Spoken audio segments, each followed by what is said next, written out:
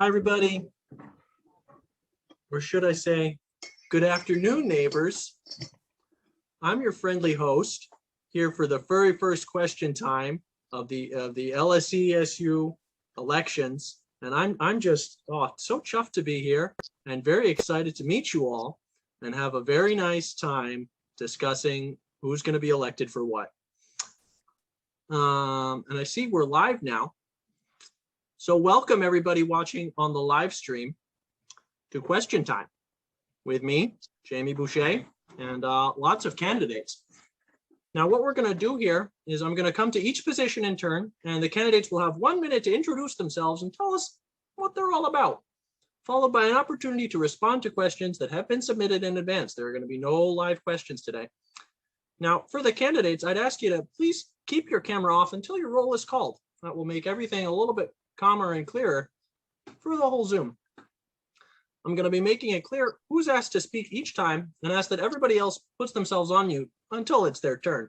Everybody will get a turn. I'm going to do my best with pronunciations, however. Please let me know if I say your name incorrectly, as I almost definitely will. It almost definitely won't be on purpose, though. As a reminder, this is being live streamed and recorded. Now, if you have any tech difficulties or questions, or you just want to pipe up and say hi, feel free to use the chat function, and a member of the LSESU staff will help you out. Is that clear to everybody? Does that make, oh, look, everybody's turned off their cameras. Wow, well, following instructions. Oh my gosh, I love it. Now, if you're talking and you do start to go over time, you're gonna hear this sound, just a little gentle reminder that it's the end of your time, and it's time to proceed to the next candidate. So, I guess we better get started with the disabled students officers. Now, the candidates for this position are Clairo and Tanya Marois. And I just also want to say to everybody, thanks for running. It does take a lot to put yourself out there, and surely everybody in the community appreciates the time you're putting in and all the work you're doing. And gosh, I just wish everybody the best of luck. And I know we're going to get some real great questions and real great candidates and a real great LSESU for next year. I'm so excited. All right. Let's start off with Claire and Tanya. You want to turn your cameras on, and you'll each get 1 minute to introduce yourselves and tell us what you're all about. Once again, this is Disabled Students Officer. The candidates are Clairo and Tanya Marwa, and we're going to go with Tanya first. Hi everyone, my name is Tanya and I'm in my second year at LSE studying International Relations and Chinese. I'm running for the Disabled Students Officer because I've personally been dealing with some chronic health conditions for the last 5 or 6 years, and recently it's become my passion, and I'm determined to help raise awareness, in particular on invisible illnesses, and help integrate more conversation about disability in our community. Currently, I have founded a blog called Chronically Strong and also an Instagram page where I post content to help raise awareness for specific conditions. And also currently I'm raising money for the Mind UK to aid with their campaign to support young people's mental health. I'd appreciate all your support and any votes because I really do want to make sure that disabled students are being represented the best as possible in LSE, and I think I'm the ideal candidate for that. Thank you. Thanks so much, Tanya. I noticed that I might have jumped the gun. So if you're watching live on Facebook and are confused as to what's going on, this is question time. We're having questions from the candidates. We're currently dealing with the candidates for Disabled Students Officer. We just heard from Tanya, and now let's hear from Claire. Claire? Is Claire here? Oh dear. We don't seem to have Claire. Well, that's no worries. We'll move right ahead to asking the questions to Tanya. Oh boy, let me find my questions here. All right, Tanya, first question. How would you engage with students with mental health difficulties who don't necessarily define themselves as disabled?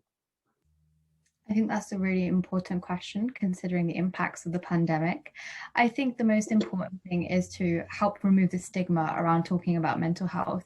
The more we talk about it, the more we become open about it, and the more we are able to engage with it, not just with our peers, but also our lecturers, our class teachers, our seminar teachers, to really understand, because everyone has this baseline understanding that there is a mental health pandemic going on right now, especially due to the coronavirus lockdown. And I think it's really important that although we acknowledge that, we put that in practice when we're interacting with others. And I think it's really important to perceive talking about mental health as a strength and something that is going to benefit all of us rather than something that we should be ashamed of.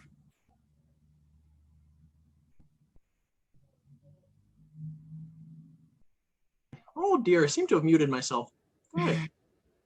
Excellent, good job. And now the next question is, what would you say is one of the biggest issues for disabled students at LSE?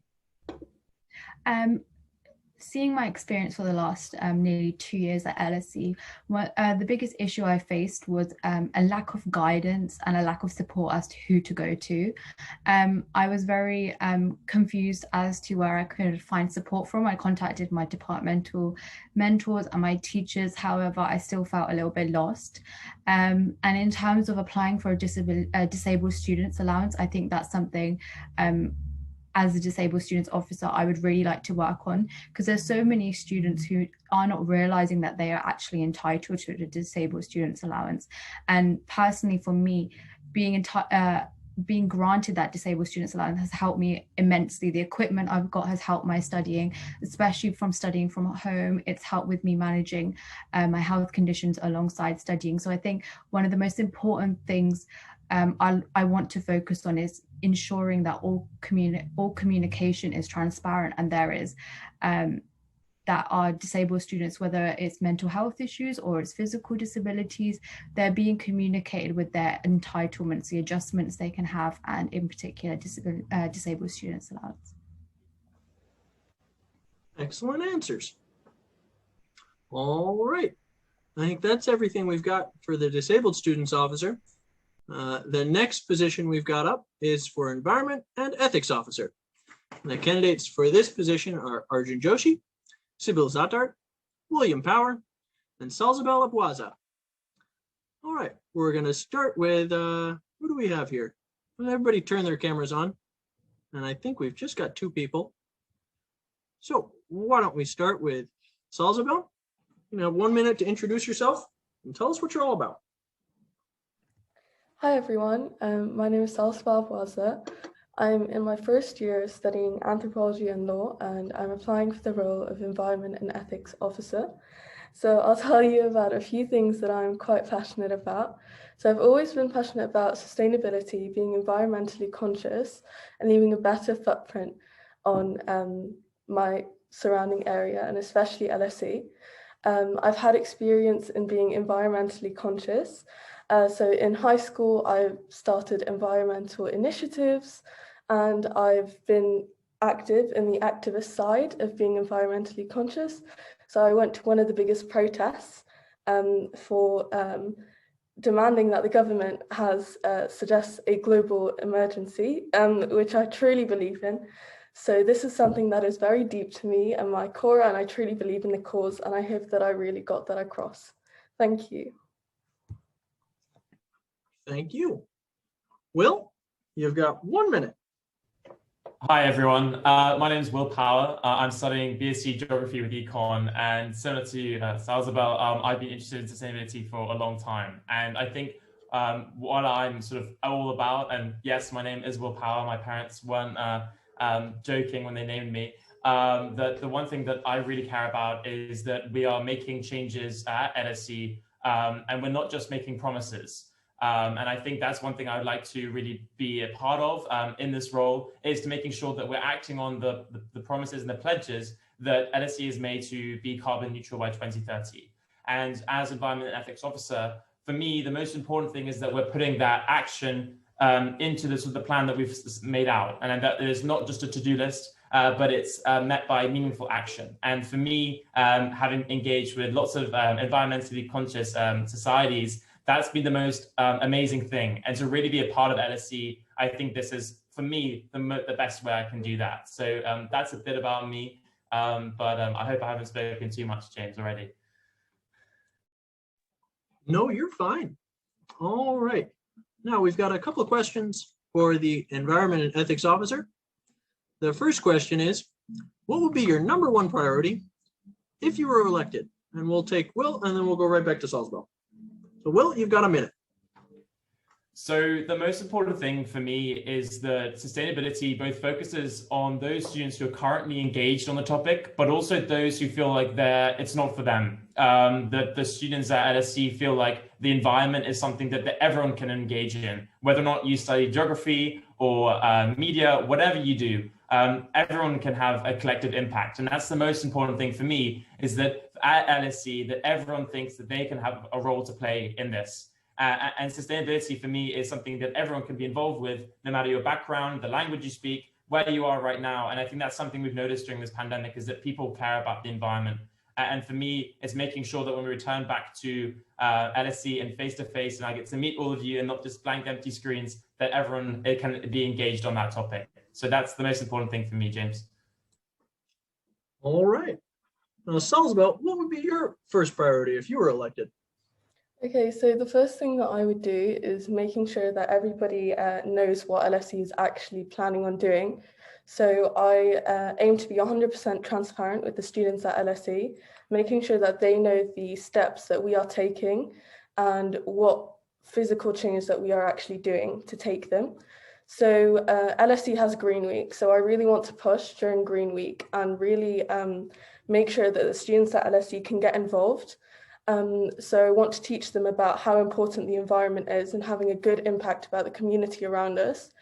And then also something that really means a lot is making sure that we are carbon neutral much quicker than what LSE says. So at the latest, they are saying 2050, which is far too far away. So I really want to bring that back and make sure that LSE is making fast and sustainable progress to make sure that we hit our goals quicker. All right. Well answered. The next question is, how would you engage students with issues pertaining to environments and ethics? And we'll start here with Salzburg and then go right over to Will. So Salzburg, you've got 1 minute.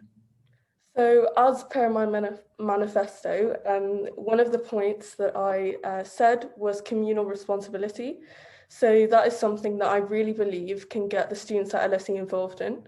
So I seek to introduce community initiatives to help the wider community, because of course, as a university, we have a massive impact about the environment around us. And a lot of the time, universities don't have a great impact. So I wish to kind of change that.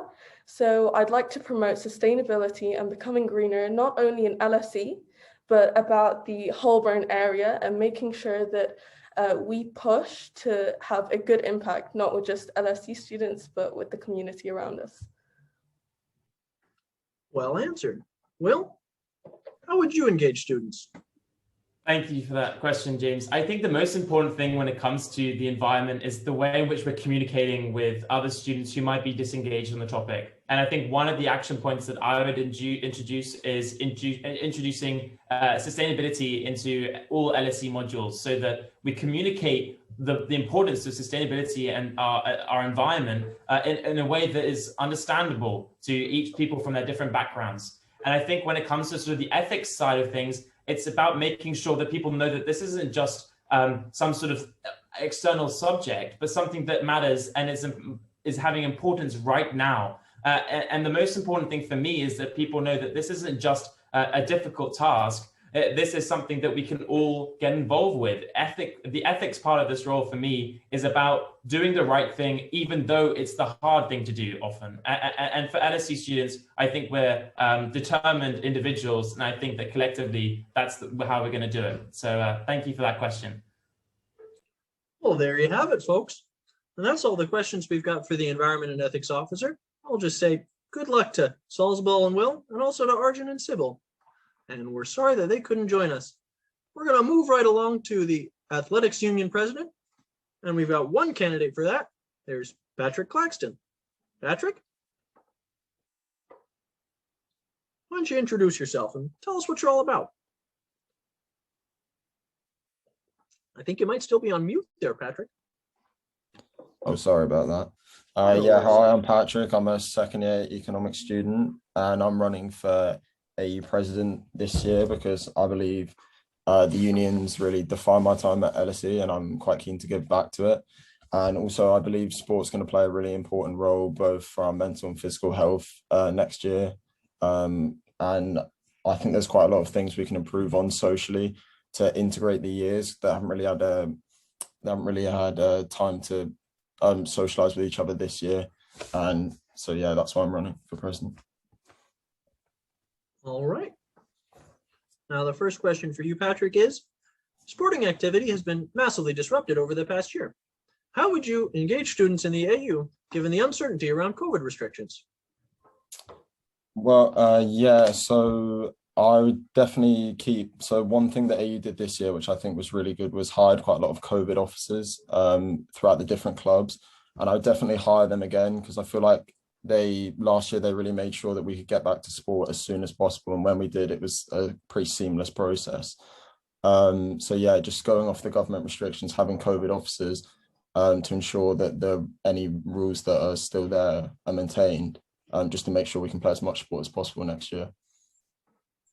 All right. The next question is, what steps would you take to ensure an inclusive culture within the AU? Yeah, so I've spoken about this quite a lot in my manifesto, actually. I think definitely the AU kind of lacks a bit of diversity. So I think I'm going to plan to speak to a lot of the different heads of the different societies, such as the Spanish societies and Latin American societies, to really speak to them about what needs to be done to make sure more students get involved. And yeah, no, I think that's it. Yeah. All right. And your last question is, what would be your #1 priority if elected as AU president? I think my #1 priority next year is definitely to make sure more fixtures are played, because that's what most people join the athletics union for, is to play sport. And I've got a plan to do that by just making sure I contact all the other people in similar roles at different unis and speak to the club execs and captains frequently, just making sure they get into any leagues they need to, like the Bucks or anything. All righty. Thanks very much, Patrick, and best of luck to you in your election. Cheers.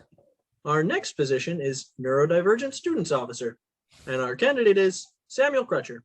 Samuel, why don't you say hi and introduce yourself and tell us what you're all about? Hi everyone, I'm Sam. I actually launched a manifesto to create this position last month, and now I'm running for it. So I feel extremely passionate. Let me actually put my timer on. Actually, no, never mind. I feel extremely passionate about neurodiversity. I have 3 neurodiverse conditions: got a brain injury, autism, and BPD. And so since my time began at LSE in 2018, I've suffered lots with social and academic confusion. So I feel really strongly about this issue. I'm currently doing tons of activism within my social policy department, within the LSE SU, outside of LSE, speaking to all these different professors. And so my intention as Neurodivergent Officer is I want to stick dynamite under the neurotypical complacency that LSE currently holds for neurodiversity, and I want to blow a hole in people's understanding of what neurodiversity is. Thank you very much. Well, that sounds like an explosively good time. All right, Sam, your first question is, given that this is a new role, what steps would you take to ensure students are aware of it? I want to do many things. I want to be getting involved with change makers, trying to do initiatives into that, research into how neurotypical, how LSE institutions systematically discriminate against people based on their neurologies. I want to be holding Neurodiversity Week within university-wide to celebrate neurodiversity. I want to be raising awareness on the topic. I want to be, like I said, repopularizing the term neurodiversity, because there's woeful misinterpretation around what neurodiversity actually is in basic terminology. So I think my most important function as this new position would be to simply start raising awareness. All right. Your next question is, if elected, how would you work with the Disabled Students Officer? the Disabled Students Officer, where I suppose we'll be collaborating to understand the delineation of responsibilities. Because obviously, a frequent question that I got asked during my motion campaign was, haven't we already got a position for this? Like, isn't neurodiversity sufficiently covered under disability? And the answer is no, because physical handicaps are not the same as mental handicaps at all. I think it's a disservice both to myself and to the Disabled Students Officer try and treat us as sufficiently comprehensively addressed under the same banner and the same topic. So I think with the Disabled Students Officer, we need to realize that we need to understand, we need to collaborate to be able to understand exactly what the delineation of the boundaries between us is. And I'm very excited to work with the Disabled Students Officer to be able to figure out exactly what their role is and what my role is and make some progress there. Well answered. All right. We're going to wish best of luck to Sam Crutcher. He's the candidate for Neurodivergent Students Officer. And we're going to move right along to LGBT plus officer, for which we have two candidates. We've got Arjun Joshi, that I don't think has joined us today, which is too bad. And we've also got, oh dear, I've lost my page, Elizabeth Reinish. Elizabeth, why don't you introduce yourself and tell us what you're all about?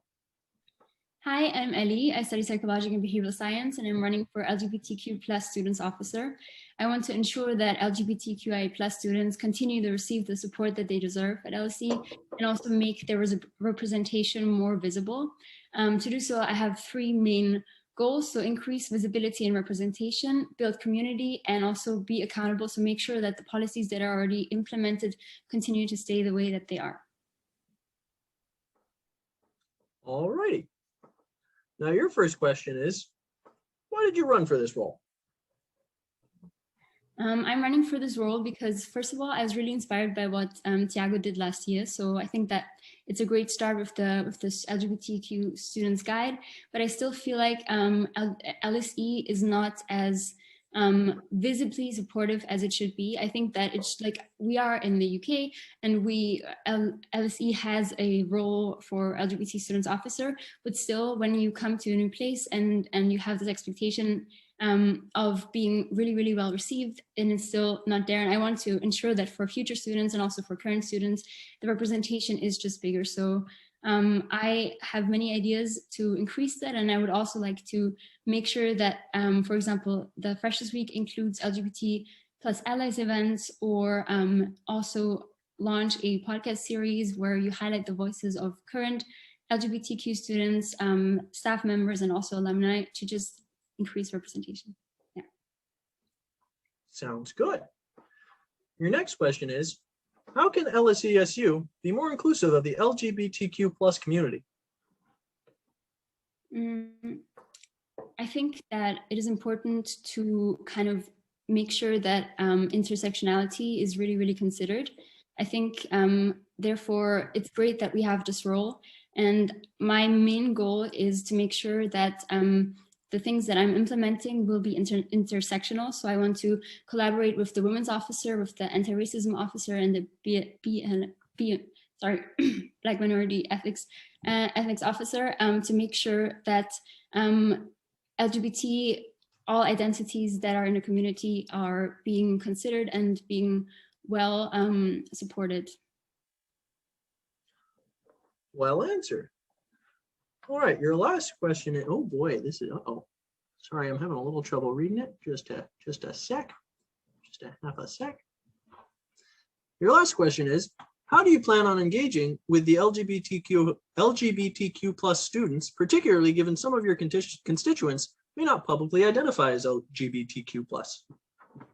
So I think that, first of all, it is important to have more events that raise awareness of our community and make us more visible, so that it is easier for members of the community to also come out and make sure that they can engage with us. But with those people who are not able to come out yet, I think that it's important to make it inclusive for allies as well. And then there's also the Pride Alliance. So I would love to collaborate with them and make sure that their events are intersectional and more engaging. And as I said, I would like to collaborate also with the other officers. Yeah, and I think it is also quite, it would be nice to also collaborate with societies that might not originally have like a focus on LGBT students. And when, for example, when launching the podcast series or making a visibility campaign, it is cool to include the creative network or maybe also culturalist societies to make sure that students who might not actually come out can still participate without feeling the need to come out, but still contribute to the community. Those are some good answers. Well, we're going to move along, but not before we wish the best of luck to Arjun and Ellie. Thank you. The next candidate of position that we've got is the Community and Welfare Officer. And everybody get ready, because there are a couple more candidates for this position than there are for the others. So I'm going to start by reading out the candidates' names, and then they're all going to get a chance to introduce themselves and tell us what they're all about. Our candidates for Community and Welfare Officer are Mike G. Broad, Ayush Dahl, Kira Marshall, Faiso Kadia, Emily Butt, Sadia Shiraz, Lena Dalal, Dibiman Chakrabarti, Tori Anderson, and Momo Chen. Now, unfortunately, Lena and Momo can't join us today. Momo's got a statement that I'll read. And Lena, well, we're going to miss her. So we'll start out with Mike. Mike, why don't you introduce yourself and tell us what you're all about? Sure. Hi, I'm Mike. I left LSE in 2018 really with no self-confidence, went back to my working class roots, and long story short, I survived a pretty nasty suicide attempt, which was hard. But the beauty, I guess, or the privilege of being able to recover was it just gave me this whole new perspective of how precious life is, but also how hard it can be sometimes when someone who isn't or hasn't walked in your shoes is telling you how to be better and get better. Coming back to LSE for my master's was like coming back home. And I want to put lived experience at the heart of everything I do. Now, firstly, mental well-being and neurodiversity. To borrow the excellent phrase from Sam, I want to put dynamite under how we approach it. I think we really need to look at personalized experience, not just some prescribed definitions from Google. We need to really rethink this. Also, I think as a major wellbeing issue is freshers. We're going to have freshers next year who haven't been here, who haven't joined societies, who haven't met people. I want to host 10 days of refresher events throughout the academic year so they can party, meet people, and have fun. They deserve that. Climate change is also important. We need to make the SU carbon neutral by taking reasonable, easy steps. One of them I propose is making vegetarian food more affordable, slashing prices on Mondays to incentivize the choice to eat less meat. And finally, culture. LSE is such a diverse, vibrant community. I mean, it's our USP, right? Asia, Africa, Latin America, Balkans, that's not an exhaustive list. They're so diverse within the countries. I remember going to China and being blown away by just the diversity. So that's my pitch. It's an honor and a privilege to be here to present and hopefully earn your vote. Thank you. Thanks so much, Mike. Our next candidate is Ayush. Ayush, why don't you introduce yourself and tell us what you're all about? Oh, do we have Ayush? Oh dear. Seems like we don't have Ayush. That's too bad. Well, we're going to move right along to Kira. We have Kira? I guess we don't have Kira either. That's too bad. How about Faiso? Why don't you introduce yourself and tell us what you're all about? So thank you so much. My name is Faiza. I'm a third year IR student, and I'm also the current anti-racism officer. And so like being a part of the SU for the past year has really shown me what you can achieve when you're part of the SU, but it's also shown me what's really lacking in student engagement and student involvement, because I feel like a lot of students don't even know like about the SU or what it's capable. And on top of that, I think this pandemic has really left students really feeling isolated, alone, and forgotten by LSE. And this has really been my main motivation for running, to like really show students what's capable if we all come together. So my main goals are really to rebuild our community and also to protect our diversity and safety. And this includes addressing issues of sexual harassment and racism. I want to push LSE to focus on mental health by making sure the counselling service is culturally sensitive and that there's also adequate aftercare, so students are just left to like figure stuff out on their own. And I really want to address imposter syndrome at LSE, and it's something myself as like a Black Muslim woman at LSE I really suffered from, and I feel like students from different backgrounds have also felt that way. And lastly, I want to really make sure that LSE is accountable to its students, which means getting students involved in campaigns on a way larger scale with way more resources, because at the end of the day, this is what it takes to get LSE to listen to us, and also making sure that there's a democratic process review at the SU. So thank you. Thanks so much. All right, our next candidate is Emily. Emily, why don't you introduce yourself? Hi, I'm Emily, pronouns she, her. I'm a third year sociology student. And I think that it's important to remember that the COVID-19 pandemic has not created, but it's exacerbated inequalities that already existed.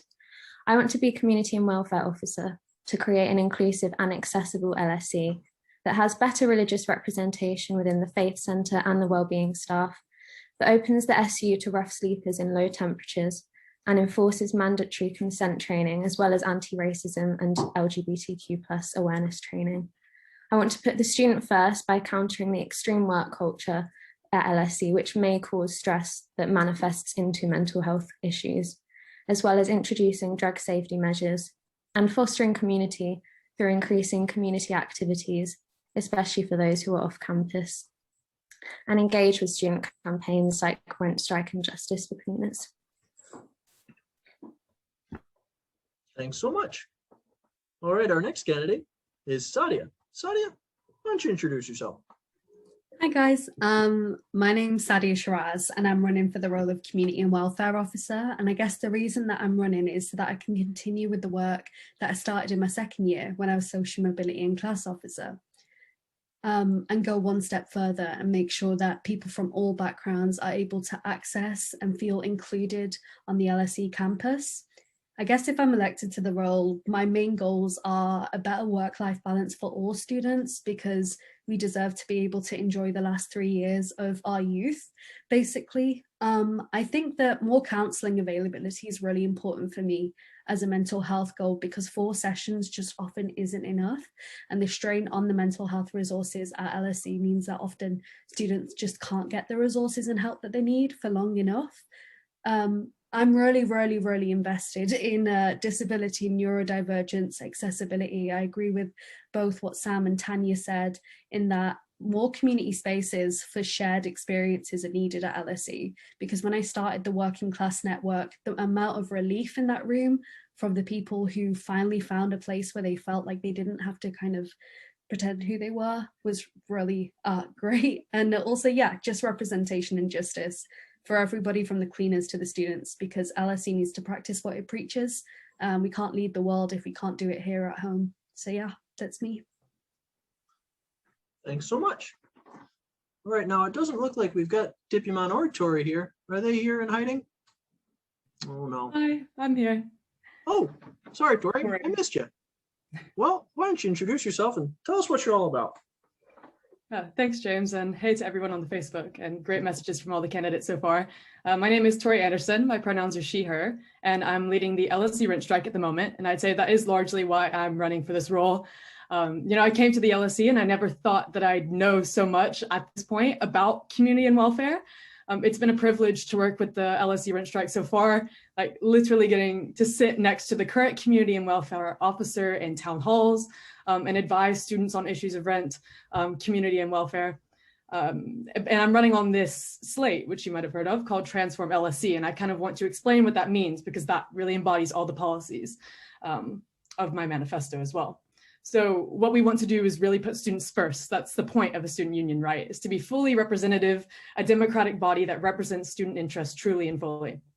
So that means for us, slashing rents and fees, right? We want to remove all barriers to education, and we've heard everyone here today kind of talk about social mobility, inequality, and there should be truly no barriers to education, neither in rent or in tuition.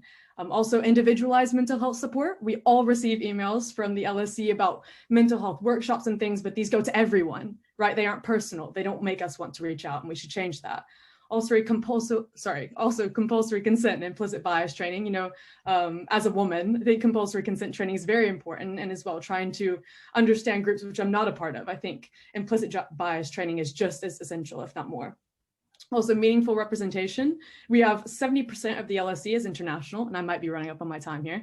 But I think the representation that we have, at least in our reports, is not full. It's not broken down, and it should be. Also, accessibility. Accessibility doesn't just mean, you know, for disabled students, whether that's mental or physical, that also means affordability for working class students as well. And I'd say lastly, staff solidarity.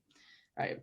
The struggles that the staff experience go along and unite exactly with the student experience, whether that's with Justice for Cleaners or the Save Our Nursery campaign. I plan to continue that. So that's what I'll do as Community and Welfare Officer as part of the Transform LSE slate. Thanks for listening to my message. Well, thanks so much, Tori. All right. Now I'm going to read the statement that Momo has sent us, because unfortunately they can't be here. All right. And I'm quoting. Hello, everyone. I'm Momo Jihao Chen, and I want to be your next Community and Welfare Officer of LSE. Being a 2021 LSE Master's student, I'm experiencing and witnessing the year of change in university learning. I indeed understand there are more needs to be met and more requests to be made. Therefore, I'm here to stand the role of Community and Welfare Officer, to voice, to reflect, and to negotiate your situation with the LSE. Firstly, I'm very concerned about the mental health conditions of LSE students and the unparalleled services of LSE's mental health and counseling services. Being a student with a psychological background myself, I have a plan for a series of improvements to LSE's mental health services to be better tailored to students' needs, adding more availabilities, training counselors, intercultural competence, tackling mental health issues raised by online learning, etc.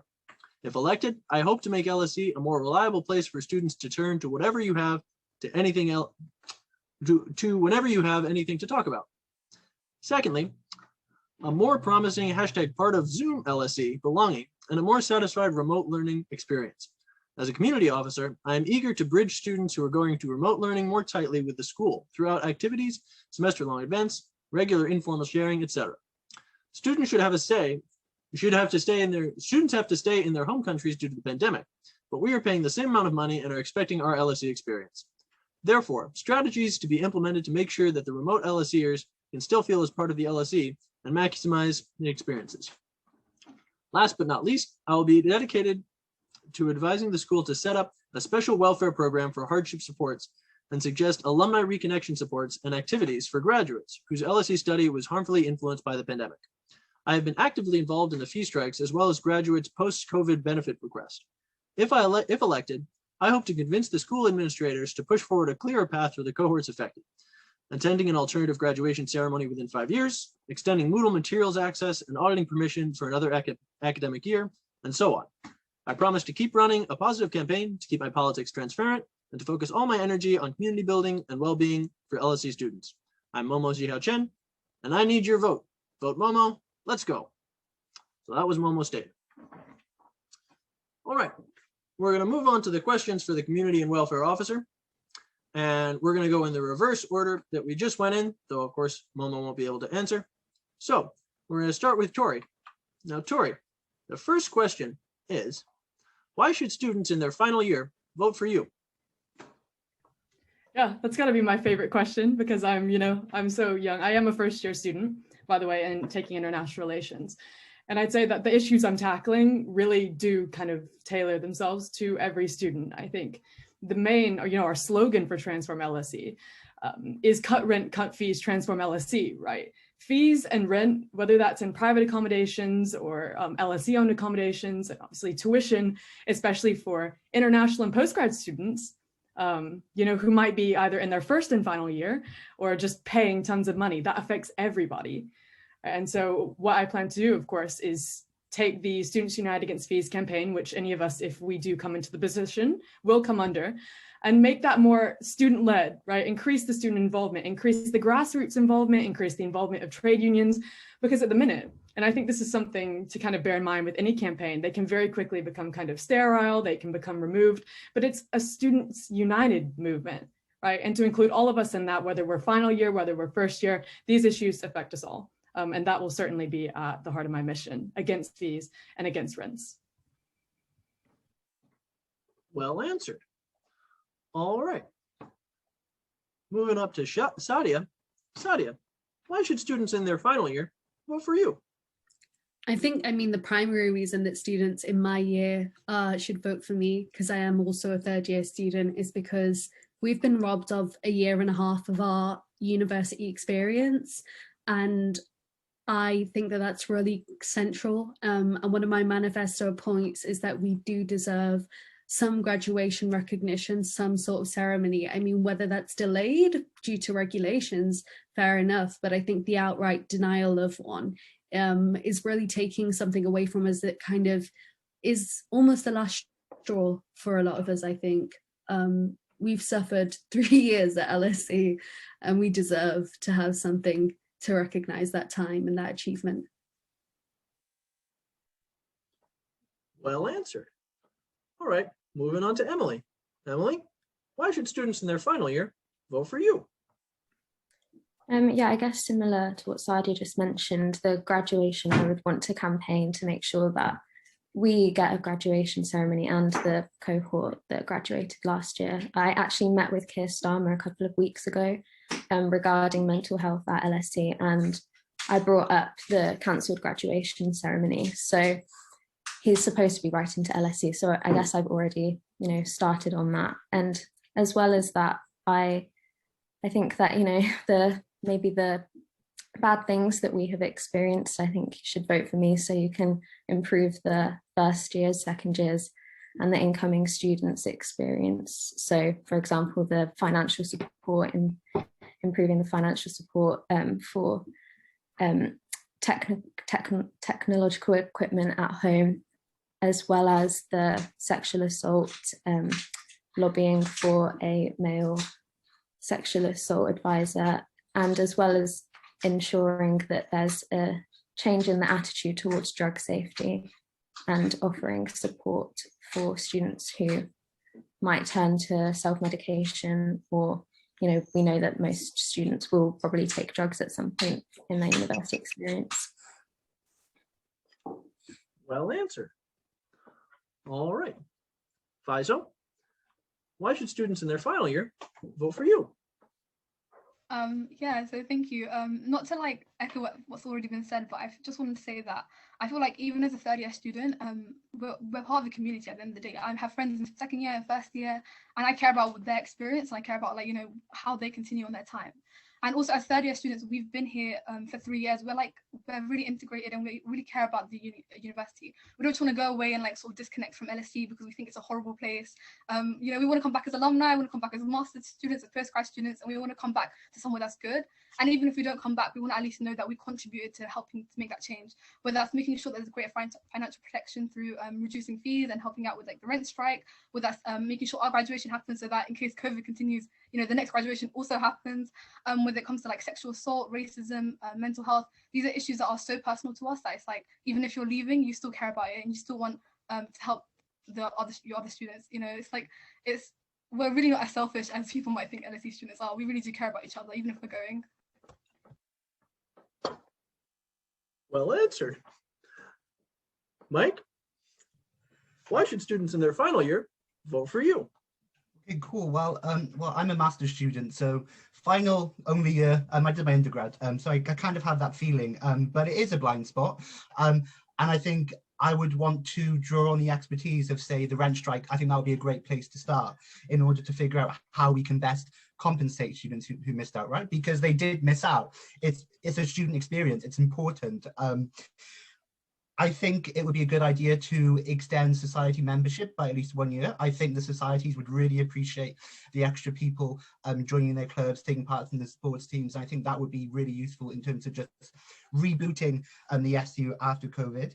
I also think as well, master ceremonies, they are vital. Now, in my manifesto, I put very importantly, COVID permitting, sort of guaranteeing a master's graduation ceremony in person. However, as well, if there's an appetite for it, I think it's pretty much fair play to also explore a graduation ceremony for the undergrads at a later date too. I just think that's only fair. So yeah, that's my response. Well answered. As somebody whose graduation has personally been canceled, I'm really glad everyone's bringing it up. All right. The next question is if elected, what would your number one priority be? And we're going to go in the order of people on my screen personally. So Sadia, what would your number one priority be? That's a really difficult question because I think that, you know, in being a part-time officer, you have like a quarter of the time. And so you have like, there's this prospect of like, if I get this role and I get to do it full time, I get to focus my energy on on a diverse range of things. But I think for me, it would be overall sort of summed up with the term of accessibility, because again, working class issues are really important to me, but also issues such as LGBTQ acceptance and visibility, but also neurodivergence and disability. And I really agree with what Emily said on the issue of like the cost of coming to uni. I think there are a lot of hidden costs that aren't necessarily included. So I think that really, yeah, like just basically all of that.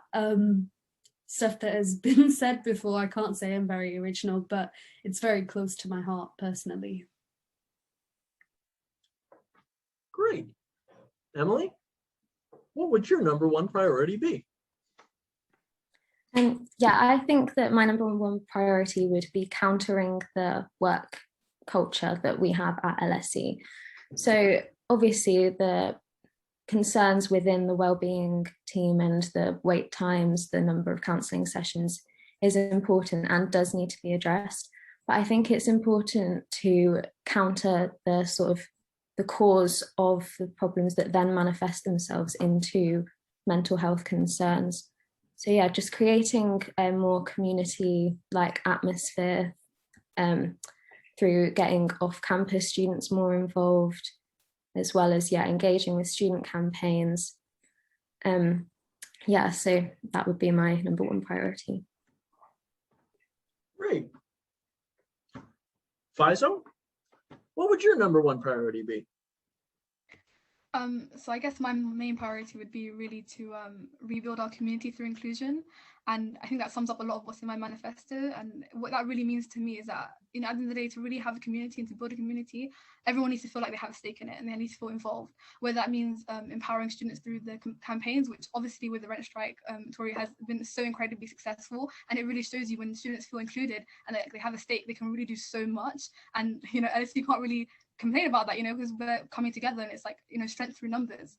And inclusion really for me as well means tackling something that I personally dealt with that I mentioned before, which is like the imposter syndrome, you know, not really feeling like you belong at LSE. And that really manifests itself in so many ways, in your academics, in your social, in, you know, how much you come to uni, whether or not you even engage with like student democratic process and campaign, like it really just manifests itself across your entire 3-year experience, or if you're a postgrad, however long you're here. So I think really for me, inclusion is the main thing. And that really also encompasses intersectionality, you know, making sure that you feel included in all aspects of your identity and all aspects of what you care about and what you're involved in. So yeah, thank you. Great. Tori, what would your number one priority be? Yeah, thanks for asking. I think, again, it is a hard question, but I guess kind of a lofty ideal, though something I would definitely want to work on, is undoing the mentality that we all have around university. And I think that goes back to finances. Is we're almost hardwired to think that this is a community we've bought into, right? We pay our tuition and we pay our rents and now we're here, right? And you know, you pay for the service of education and it's given to you.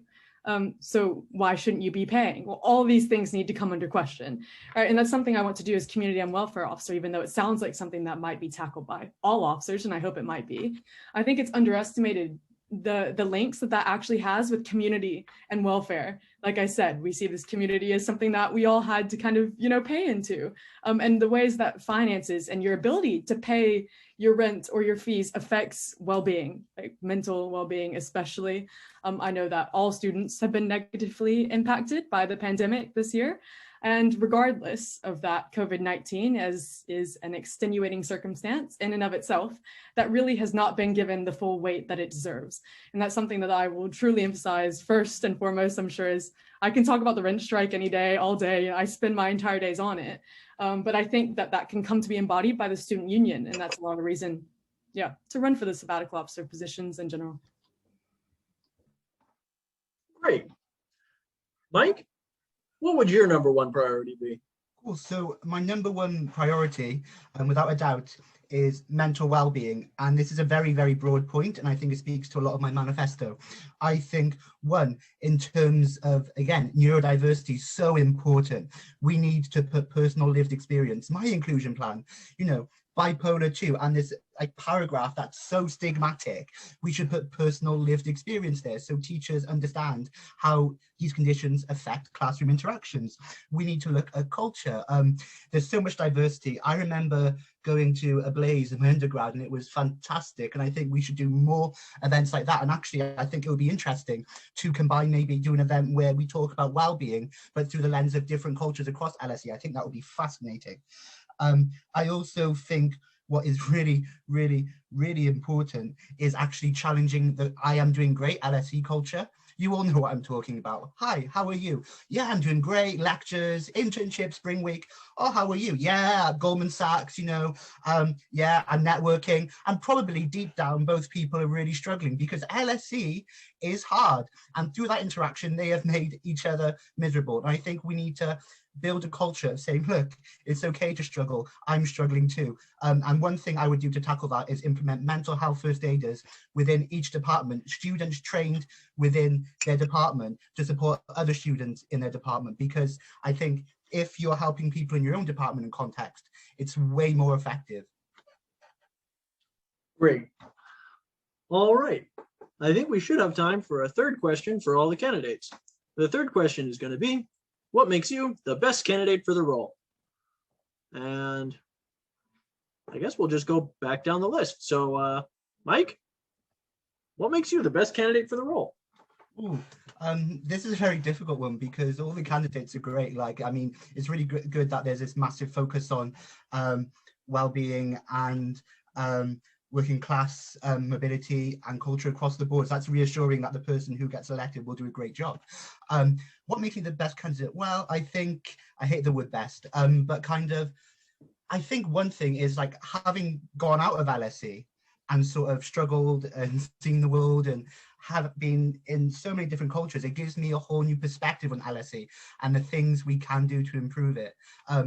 I think wellbeing services need to really think outside the box. If I'm honest with you, reflecting on my time out of LSE, I think a DWS has a defer as opposed to support culture.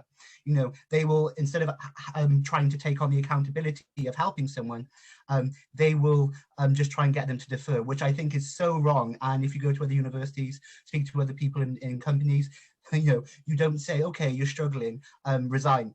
It's awful. And I think this is something we really need to tackle. And that experience, my lived experience, going through various mental health systems, going through struggles and reflecting on that, I have that passion and drive. This isn't just a full-time job. This is doing a bit for the community that I grew in. Well, thanks so much, Mike. All right, and we have Faisal. What makes you the best candidate for the role? Yeah, so I'd like to answer this question in like two parts, and I guess talk about myself and like my experience, myself as like personally, and then also my experience. So for me, I think the community welfare officer role is like an opportunity for me to really make the changes at LSE that I've often felt so frustrated with. I think in my 3 years I've been here, I've had like such a love-hate relationship with LSE, and more on the side of hate, to be honest, because it's honestly just felt sometimes like I could literally just leave and I'd be better off, you know, just completely quit halfway and just give up. So that's really been a huge motivation for me, and I feel like that is something all students relate to, and I'm sure all the other candidates here relate to as well. But it's truly given me the drive to get involved, and it also gave me the drive to get involved this year to become the anti-racism officer. And through this role, I think it's really allowed me to sort of understand what I can do as a student representative, and it's really shown me the capacity for that. But it was only a part-time role. But what things I was able to achieve were sort of addressing reporting racism on campus, getting in touch with LSE senior management, having open discussions with them about their race equity framework, linking up with the BME staff network and really working on staff-student collaboration to do with mental health and all these sort of issues, because I can really bring that in as well, because I feel like the staff care so much about the same issues that students do, and I feel like students don't realise that, and there's such a great space for that.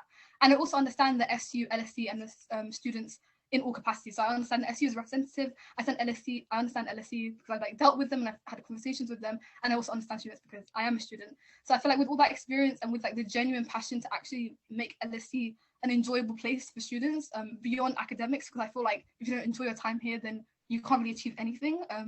And I feel like that links to so many issues like the BME attainment gap, the issues of sort of misogyny in societies and stuff like that. I feel like I have the passion to sort of like really address these issues, and I like, yeah, so thank you.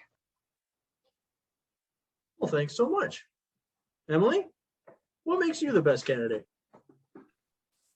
So firstly, I think as being the co-chair of Labour at LSE, last year I led the No Detriment campaign. So I think I know what it takes to create a good social media campaign, and to be in the position of community and welfare officer, obviously there'll be a better reach there. I think I have some unique points as well to the other candidates.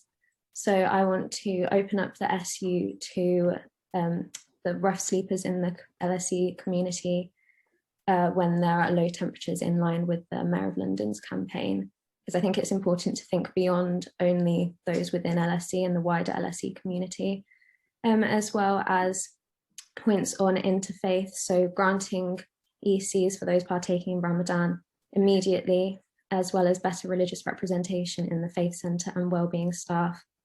And then as well, better drug safety, as I've mentioned, going past the sort of stiff upper lip attitude that we have at LSE, ignoring the fact that students do take drugs and students will take drugs. I think there needs to be better signposting for support and advice on how to safely use drugs as well. So yeah. Well, thanks so much. Sadia, what makes you the best candidate? I really don't like the word best, but I suppose the reason that I ran for the role and decided that I would nominate myself is because anybody who's known me for the last 3 years and has read any of my articles or seen any of the stuff on LSE Love or seen any of the social media stuff knows that one of the benefits I have that I can bring to the role that I proved in my second year is that I'm loudmouthed.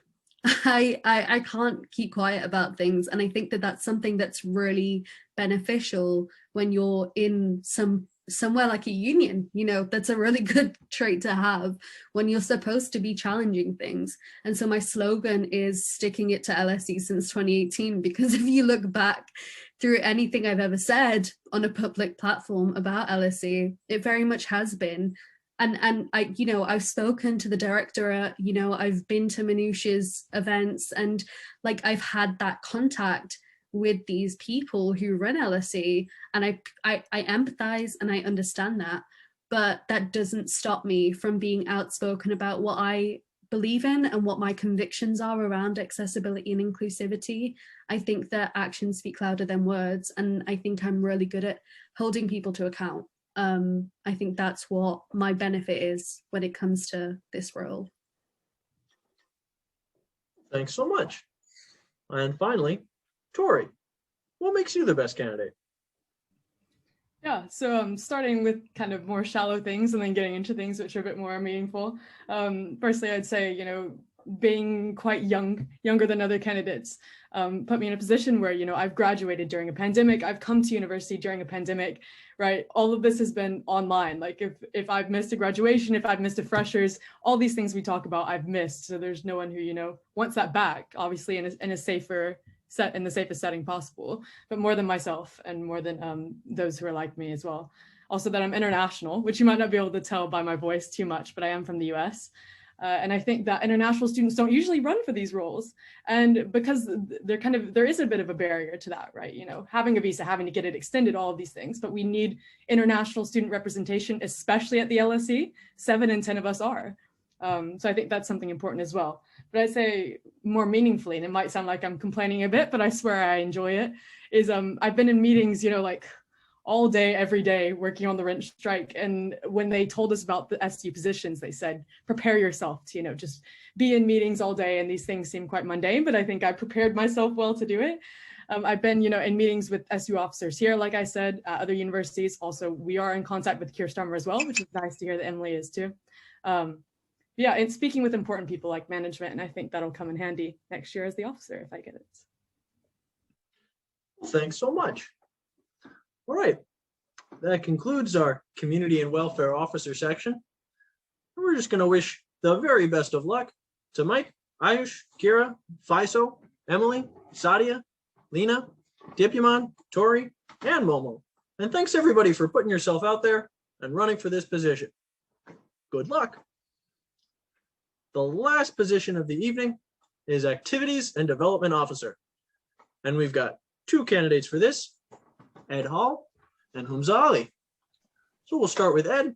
Ed, why don't you introduce yourself and tell us what you're all about. Thank you, Jamie. Hi, everyone. My name is Ed Hall, and I'm running to be your next Activities and Developments Officer. Thinking back at my time here at LSE, my best memories and friends have come from clubs and societies I've been involved in.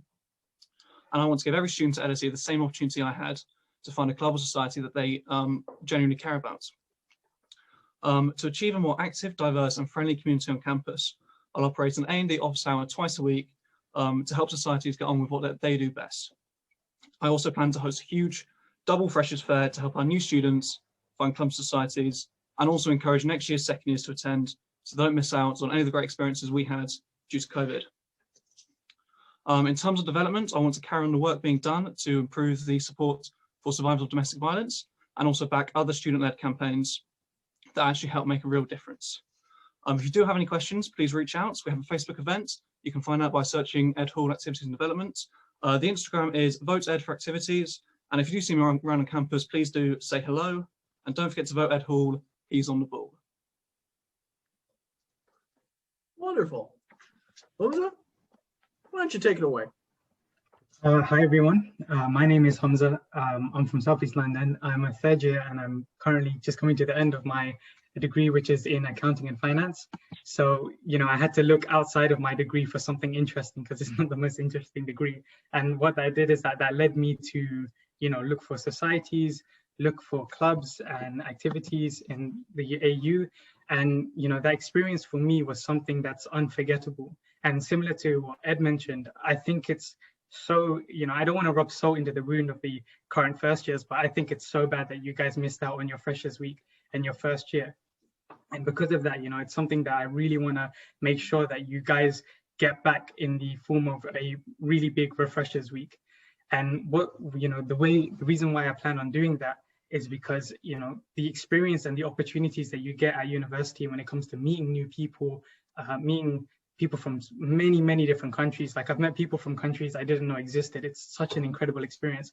I think that's something that no one should miss. And, I really want to make it so the refreshers week that you guys would get would be worth the wait.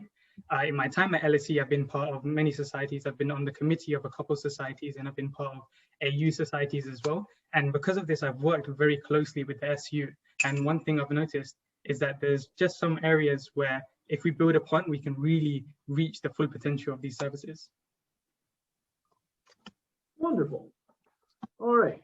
The first question for this position is, how would you support clubs and societies given the uncertainty around the impacts of COVID on the next academic year? And we'll start with Humza. Humza, you got 1 minute. Yep, that's a good question. So I was actually on the executive committee of the Islamic Society last year, and we had events that kind of go on into March and in the summer term. And that was when COVID was starting to become a big thing and the lockdowns were coming and whatever. And, things were changing on a daily basis. And, that made me really understand how important support is when it comes to COVID.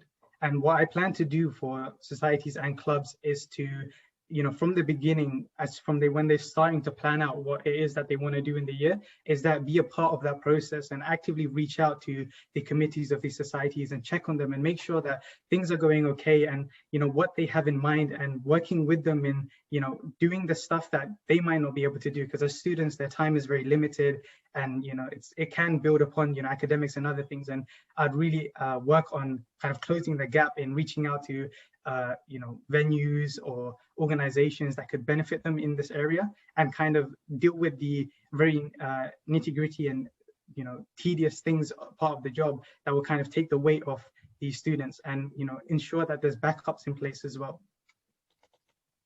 Well answered. All right, Ed, how would you help clubs and societies that are facing uncertainty due to COVID?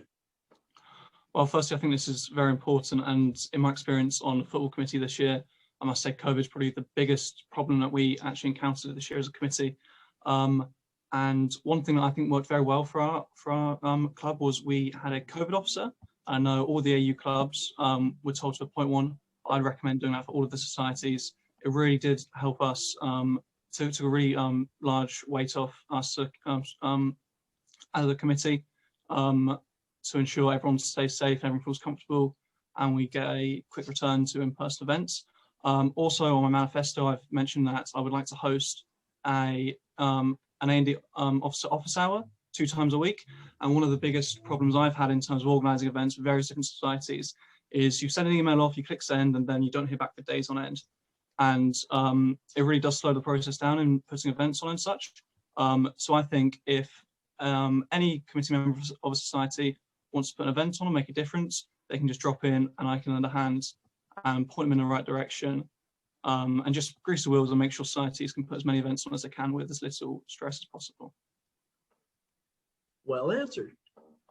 All right, the next question is, how would you engage with students who are not already involved in clubs and societies? And I guess we'll go with Ed and then Humza. Ed? Again, great question. I'd say the amount of diversity we have here on our campus, the amount of activity we have going on is incredible.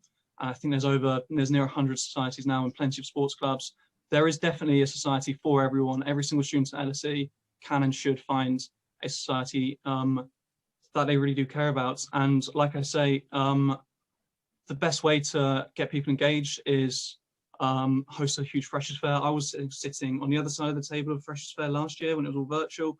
I must say it was a little bit of a struggle, and I understand how that might be a bit more challenging to get involved, which is why I propose having a Freshers Fair as usual, but also encouraging our future second years who might not be involved in a club society due to the lack of their Freshers Fair, and encourage them to come to this the one hosted in September. As well as this, like I say, I'd like to get societies to put events on as much as they can.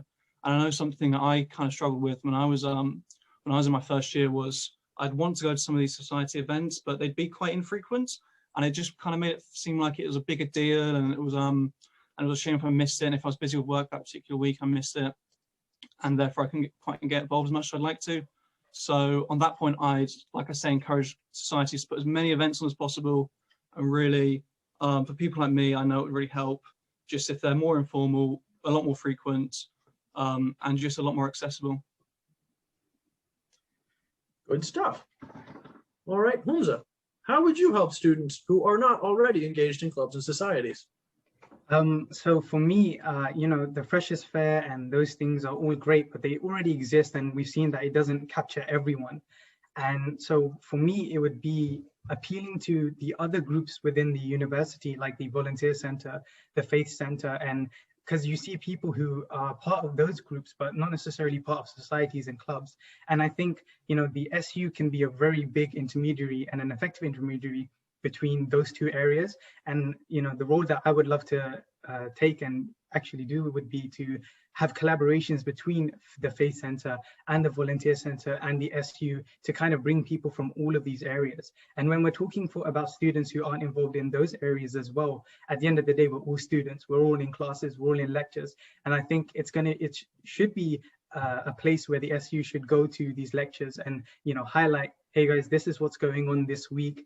And, through actively reaching out to students. For me, one thing during my time on campus, as a student, I'm always make sure to be on campus as when I was on the committee, and make sure that I'm talking to students and seeing how everyone's doing, and as members of the society. And as a activities and development officer, I think I would continue that and make sure to kind of go out and go into the library every now and then and have conversations with students when they're around and ask them how they think everything's going and ask them how involved they are, and make sure that people know what's going on. Because I think one of the biggest issues with the SU right now when it comes to events and stuff is that people don't know what's going on and they don't know where to find the information. So I think that's something else that I'd work on. Good stuff. All right, the last question is, what role do you see clubs and societies playing in Welcome 2021? Hamza? I think as in clubs and societies they play the biggest role, because societies are places where people can find their comfort zones and where they're comfortable kind of being themselves, and where they're comfortable representing who they are. In the case of culture and societies, it's all about, you know, representing who you are and being proud of who you are, not necessarily being within that small bubble, but finding a place where you can really be yourself and you know, express that to the rest of the cohort. And you know, the same applies with faith societies as well, and whatever society or club it is. And I think right now, you know, we're having this recovery from COVID, and one of my taglines is that we want to bring back campus with a bang. And I think, you know, that's going to happen through the use of societies and clubs. As students, as LSE students, we all know LSE is just different when it comes to the workload. It's very stressful, and you know, we really need that time to kind of free our wings and be ourselves and relax. And for me, you know, that place should be easily accessible and on campus. And that's where societies and clubs are really going to make that difference. And that can only happen through the support of someone within the SU who's, you know, helping them and guiding them in making the right decisions and, you know, really getting the word out to all students. Thanks so much. All right, Ed, what role do you think clubs and societies should play in Welcome 2021? I think clubs and societies will play the largest role in putting campus back to just how it was before COVID in terms of recovery. I think when I look back at my time that I've spent here, I don't think about the lectures and the classes that I've attended. I think about the great friends I've made, both older and younger, and just the great times I've had with getting involved in lots of different societies all over campus.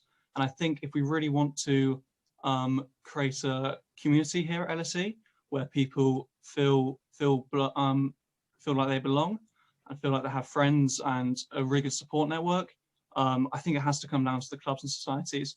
I think just the sheer amount of vibrancy on this campus and diversity in the range of societies and clubs that we have going on is incredible. And I really want to be part of that and just help societies do their own thing really, and aid them as much as I can in putting on their own events and providing support on other things they may need. And yeah, just to conclude, I think there's nothing at LSE that I really care about more than societies and clubs. And it's changed my time here. My time at LSE here would be so rubbish without any of that. And I just want to help.